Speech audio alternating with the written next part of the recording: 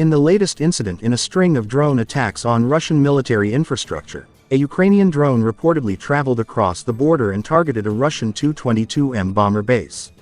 A Ukrainian drone struck the Shaykovka airbase, home to Russian Tu-22 strategic bombers from the 52nd Heavy Bomber Aviation Regiment. The facility is located 170 miles southwest of Moscow and 140 miles north of the border with Ukraine. The governor of the Kaluga region, Vladislav Shapsha, announced the latest attack on October 7 via his Telegram channel.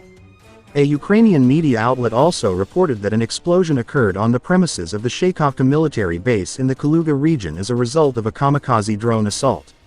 The drone flew from the side of the border. According to Russian TV channels, the explosion occurred when the UAV was over the runway, LB.UA reported, citing sources. Nevertheless, Shapsha claimed on his Telegram channel that the drone attack didn't damage the airbase. The infrastructure of the airfield and equipment are not damaged. There is no threat to work. An investigative and operational group is working at the scene to establish the causes and circumstances of the incident, Shapsha added. Russian media also confirmed an explosion near Kaluga. Russian news outlet Redovka alleged that the drone was down before it could harm the airbase.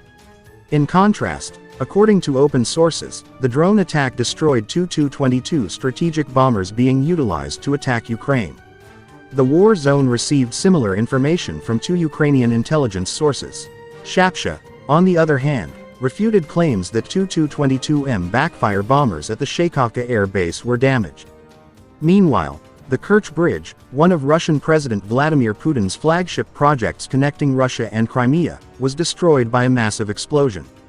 The bridge, constructed on Vladimir Putin's instructions and opened in 2018, served as a significant troop transport route and a means of delivering military supplies to Russian forces fighting in Ukraine, particularly in the south.